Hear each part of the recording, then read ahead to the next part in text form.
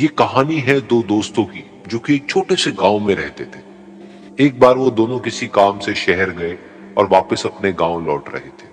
उनके गांव तक पहुंचने के लिए उनको एक घने जंगल से होकर के गुजरना था। और जब वो उस जंगल से गुजर रहे थे तो एक दोस्त को प्यास लगी और वो पानी ढूंढने के लिए रास्ता भटक गए। थोड़ी ही देर बाद शाम हो गई और रात होने ही वाली थी।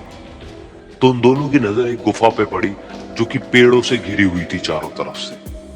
तो उन्होंने सोचा कि यही जगह ठीक है रात बिताने के लिए। तो दोनों ने कुछ लकड़ियां इकट्ठी करी, उस गुफा के अंदर गए और आग जला करके वहां पे बैठ गए। रात का वक्त था, गुफा के अंदर आग जल रही थी, बाहर बिल्कुल अंधेरा था और कुछ जानवरों की आवाजें आ रही थी। तो उन दोनों में से जो एक दोस्त था वो अंदर ही अंदर डरने लगा, क्योंकि उसने भूत प्रेतों की बहुत कहानियां सुनी थी कि रात के वक्त जंगल में कुछ भयानक आत्माएं भटकती हैं और अगर उनको कोई ऐसा भटका हुआ आदमी मिल जाए तो उसको नहीं छोड़ती।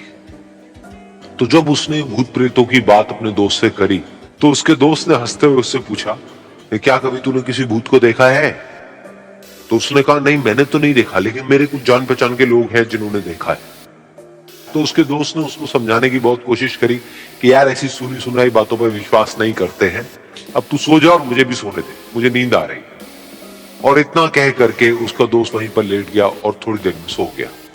लेकिन वो जो अंदर से डरा हुआ था वो लेट तो गया लेकिन उसको नींद नहीं आ रही थी। उसको लग रहा था कि शायद यहां पर कहीं कोई है जो छुप करके कहीं से उसको देख रहा है।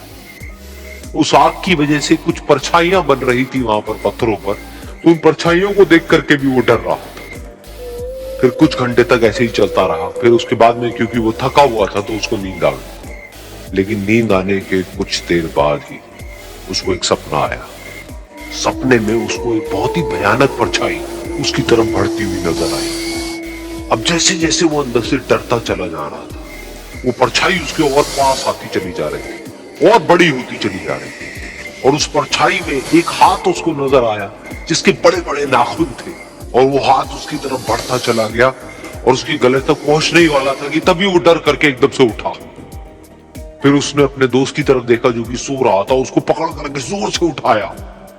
फिर उसने अपने दोस्त को बताया कि उसके साथ में क्या हुआ। तो उसका दोस्त फिर हंसने लगा। फिर उसके दोस्त ने उसको कहा, अब अगर दोबारा से तुझे वो परछाई दिखे तो तू वही कहियो जो मैं तुझे कह रहा हूं कहने के लिए। फिर देखते हैं वो परछाई तेरा क्या करती है। तुझे अपने अंदर ही अंदर बोलना है, मैं तुझसे नहीं डरता, सामने आ।